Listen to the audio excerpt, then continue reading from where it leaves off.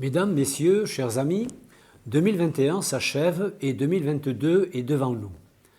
Comme il est de tradition, la période des vœux permet de regarder ce qui s'est passé dans notre commune et d'envisager l'avenir. Il est une tradition dont on se serait bien passé, c'est celle de ne pas faire de vœux en présentiel, comme on dit désormais avec rencontre physique et conviviale, mouchou et accolade autour d'un verre de l'amitié. Au lieu de cela, pour la deuxième année, le Covid nous contraint. C'est d'ailleurs lui qui aura marqué le bruit de fond de cette drôle d'année 2021. Commencé avec les masques et les tests PCR, nous avons achevé l'année avec les masques, les tests PCR, les passes sanitaires et pour la plupart d'entre nous, 2 ou 3 doses de vaccin. Ici à Hendaye, je veux saluer les efforts de tous ceux qui ont permis que les événements sanitaires ne soient pas trop dramatiques. Soignants, bénévoles, personnels paramédicaux, agents de la ville et du CCAS, vous avez été nombreux à vous mobiliser tout au long de l'année pour qu'une vie presque normale puisse se dérouler. Dans un contexte réglementaire particulièrement complexe, il a fallu sans cesse s'adapter. J'ai parlé l'an dernier de notre résilience collective. Elle a été mise à l'épreuve cette année et il est à craindre que cela se poursuive encore en 2022. Avec mes collègues maires de Hondarribia et d'Irun, nous avons à plusieurs reprises interpellé les autorités d'État sur les restrictions de circulation qui ont affecté notre bassin de vie. Cela a touché notre vie quotidienne, mais aussi, de manière dramatique, celles et ceux qui voyaient la frontière comme une espérance et qui parfois y ont laissé leur vie. Si nous sommes citoyens de nos villes et de notre pays, nous ne devons jamais oublier que nous sommes les citoyens de la même planète. Élus en 2020, avec une équipe municipale largement renouvelée, notre majorité a mis en œuvre le programme électoral pour lequel vous avez majoritairement voté. Le premier de mes engagements était de préserver l'environnement et d'agir pour les générations futures. En 2021, une première phase de notre plan vélo a été mise en œuvre sur le quartier de la plage. Les zones 30 sont aujourd'hui une réalité. En 2022, c'est le quartier des Joncos qui verra la modernisation de sa voirie et lui aussi une zone 30 où vélos, trottinettes et voitures doivent cohabiter de manière apaisée avec les piétons. Avec l'ANECO, nous avons engagé en partenariat avec Urugne et Biriatou une étude pour notre projet alimentaire de territoire. Le plan d'action qui suit ce diagnostic débutera d'ici quelques mois. Pour le milieu marin, nous venons de voter des crédits d'études pour mieux connaître les enjeux d'une zone de protection forte au droit d'Abadia.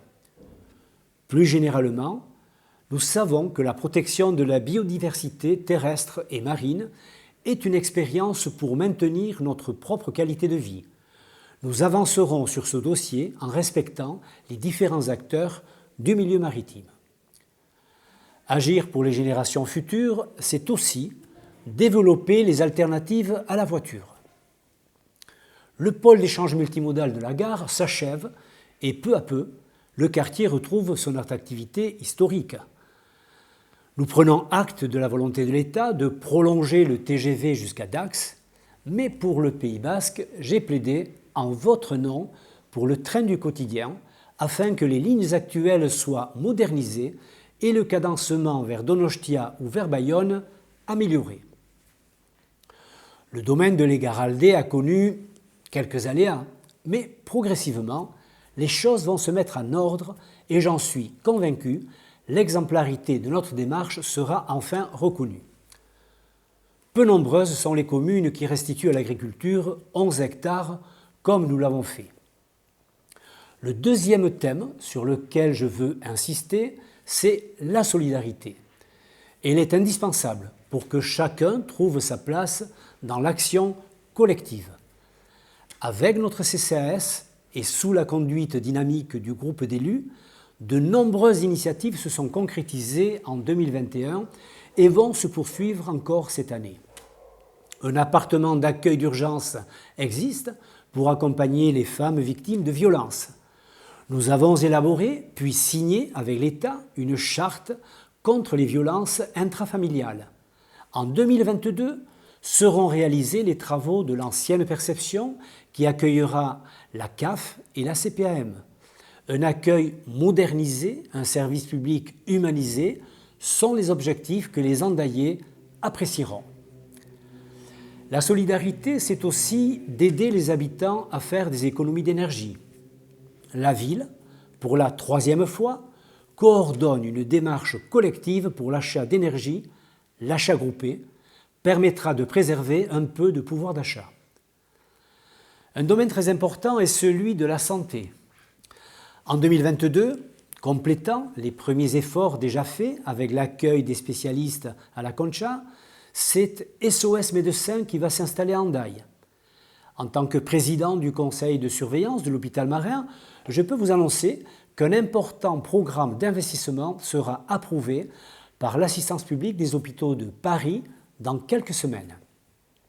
C'est une très bonne nouvelle pour les patients et les 600 salariés de cet établissement qui est, je le rappelle, le premier employeur d'Hendaye. Solidarité encore lorsque nous accueillons le service d'aide médico-sociale pour les adultes handicapés dans des locaux proches de la mairie avant de le reloger dans l'important investissement qui sera réalisé à l'ancienne maison de retraite Tchiki-Andi à Lissardy. Pour ce projet, plus de 3 millions d'euros, ce sont les services du département qui assurent le pilotage technique. Le cabinet d'architectes a été choisi et le permis de construire sera déposé en 2022 pour des travaux qui débuteront en 2023. Je veux saluer également l'ensemble de ceux qui ont élaboré des projets dans le cadre de notre premier budget participatif. Plusieurs projets ont été choisis par plus de 800 Andaillais. Ils seront réalisés en 2022 et 2023. Mais le succès de cette démarche témoigne de la réelle vitalité citoyenne qui anime notre ville. 200 000 € seront consacrés au projet. La solidarité, c'est aussi ce que nous faisons dans le domaine de l'habitat et du logement. Nous connaissons le problème. Notre Pays basque est tellement attractif que le prix du foncier explose et que de nombreux citoyens ne trouvent plus à se loger. En 2021, un premier ensemble immobilier en bail réel solidaire, BRS, a été achevé au bas de la rue du Port. Ce dispositif original d'accession sociale à la propriété est encouragé par notre municipalité. Outre les 27 logements de la rue du Port, ce sont 75 de plus qui se feront en BRS dans les prochaines années à Orio, rue Santiago, boulevard Leclerc. S'agissant de l'offre locative accessible, nous atteignons dorénavant des taux supérieurs à 60% sur les nouveaux projets immobiliers. Par ailleurs, nous avons engagé des démarches actives auprès des propriétaires de logements vacants, mais aussi de propriétaires de logements dégradés. Dans le cadre du programme Petite Ville de demain, c'est un dispositif complet qui incitera à renforcer l'offre locative. C'est un énorme chantier, difficile et ingrat, tant il mobilise du temps et de l'énergie, mais nous devons le mener pour qu'Hendaye puisse continuer à loger ses enfants. Le troisième axe dont je veux vous parler, c'est celui sur l'embellissement de la ville. Embellir, mais préserver notre identité. Nous le faisons lorsque nous créons une belle passerelle à Canetta. Nous le faisons lorsque nous achevons l'été dernier le boulevard de la Mer, côté Est. Nous faisons lorsque nous rénovons des voiries, comme la rue des Évadés ou le boulevard de Gaulle, lorsque nous aménageons 2 giratoires qui sécurisent le boulevard de l'Empereur. Nous embellissons, mais cela doit profiter aux Andaillais. Ainsi, après une concertation originale sur le cœur de ville, nous allons entrer en phase active de travaux autour de la place de la République. Et comment ne pas parler des halles de Gastelou qui ont accueilli en 7 mois près de 20 000 personnes. Que n'avait-on dit sur cet équipement et son utilité ? Comment a-t-on pu s'en passer aussi longtemps? Ce que nous avons fait aux Halles et autour des Halles, nous le ferons sur plusieurs axes du centre-ville. L'objectif est clair, moderniser notre ville et la rendre plus agréable à vivre. À ce stade, il nous faut parler de culture et d'animation. Notre identité, c'est celle d'une terre basque qui respecte et prône sa langue, ses traditions, mais qui est ouverte sur le monde et ses innovations techniques et culturelles. La réussite du Mai du Théâtre ou les 10 ans de Guitaraldé, qui nous ont permis d'accueillir Thomas Dutronc, avec 3 soirées formidables, témoignent de notre capacité à nous renouveler. En participant nombreux à ces manifestations, vous nous encouragez à aller plus loin encore. Préserver l'identité andaïaise, c'est aussi maîtriser l'espace. Et lorsque cet espace, c'est la colline d'Ourishti, on comprend mieux l'enjeu. Nous sommes tombés d'accord avec le conseil départemental de la Dordogne pour lui acheter ce domaine d'environ 3 hectares. En 2022, nous définirons avec vous le projet. Ceux qui connaissent ce site savent que ce sera à coup sûr un magnifique projet qui préservera une des plus belles vues qu'on peut avoir sur la baie de Chingudi. Gérer la ville, c'est gérer cette proximité que vous appréciez avec les élus et les services. En 2021, nous avons créé un service jeune et numérique. Il s'agit d'aider ceux qui ne maîtrisent pas les outils numériques à effectuer les démarches dont ils ont besoin. Il nous faut mettre de l'humanité dans une société qui est technologiquement inhumaine. Je veux saluer sur ce thème l'engagement formidable de nos associations, qu'elles soient culturelles, éducatives, sportives, sociales ou de loisirs. Elles concourent toutes à mailler notre société. Comme un tissu, la ville a besoin de cette trame associative qui permet à chacun de mieux vivre chaque jour. En 2021, nous avons complété nos effectifs de police municipale. En 2022, nous travaillons sur un partenariat avec la police nationale pour renforcer la sécurité dans notre ville et faire revenir des effectifs de fonctionnaires d'État pour accomplir les missions régaliennes de l'État dans la 5e ville du département que nous sommes. Nous avons pratiquement terminé le déploiement de la vidéoprotection. Notre action pour renforcer les services publics se poursuivra également avec l'accueil pour 2022 des douanes maritimes. Pour les accueillir, des travaux sont en cours sur 2 chais du port de pêche. Mieux agir avec vous chaque jour, c'est aussi agir pour l'éducation. Nous avons rénové en 2021 les locaux de l'Icachtola. En 2022, c'est l'école de la plage qui bénéficiera de son indispensable lifting.